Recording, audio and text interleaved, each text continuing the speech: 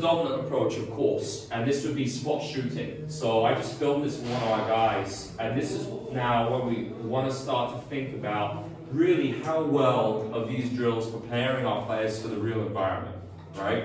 This is repetition after repetition, not repetition without repetition. It's blocked and constant practice. Now this would be an alternative of something we might do instead, and this is called jungle shooting. So the task constraints are we have 3 players on offense who can only shoot 3s, but they can drive and pass, and there are 2 basketballs. The defense will play defense wherever they can, and you can see it's unpredictable, it's random, it's not predetermined. So players never know when they're going to get the next shot. The defense and the offense stay for a minute continuously, and then we change. And we keep scores, so we can say first, if the team get 4 grabs, it's over. If the defense get 2 turnovers, it's over, right? So this is a great example of something we could do as an alternative to spot shooting.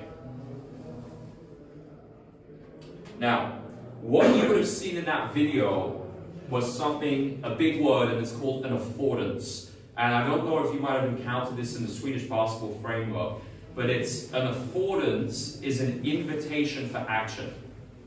So in that environment, jungle shooting, there are lots of different affordances.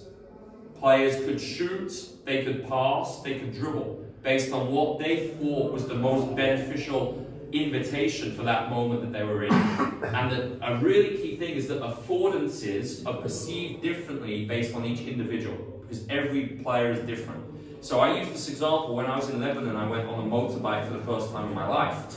The host insisted on taking me on this scooter around the city.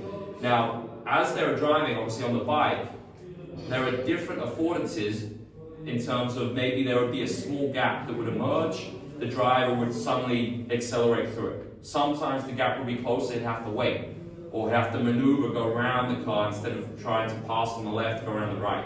So the idea of an affordance, it's not unique just to basketball, but this is unique to everyday life and how we move as human beings. So it comes from a field called ecological psychology, and it's essentially the idea that as humans, we're constantly acting on affordances, whether we're driving, walking to go get coffee, or playing a sport.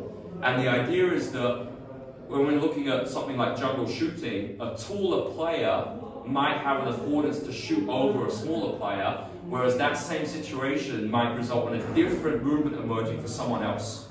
So the whole idea is that these affordances are scaled to the action capabilities of each player and their height, their wingspan, their speed, their quickness, all of these things. So this is really complex because when we think about it, decision making cannot be reductionist in terms of one thing always being the same for every player.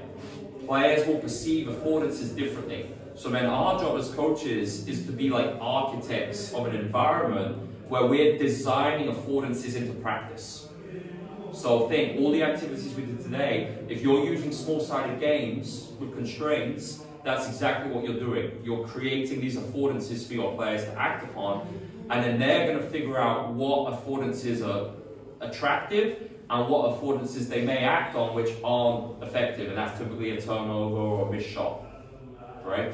So ecological psychology, affordances. Now, another key part of ecological psychology is the idea of players are perceiving these affordances, and then when they're acting on them, it's perception-action coupling.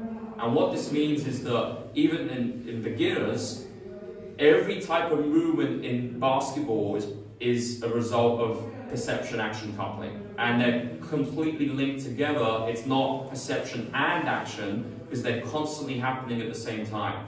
So what I mean by that is, as a player is perceiving something, say it's a one-on-one, they're perceiving, they're looking, they're going to be moving at the same time. We're always perceiving and acting. But as they perceive, they might see an affordance, and they might act on it, and then say the affordance in the one-on-one is space to drive, right? They start acting on that affordance, then they start perceiving more information. Where is their defender positioned? Then that might affect how they finish at the rim.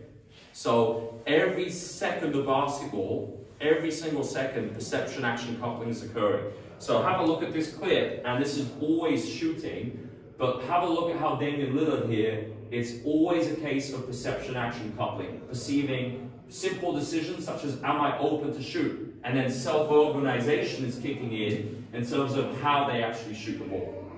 So this is kind of showing how everything is interconnected.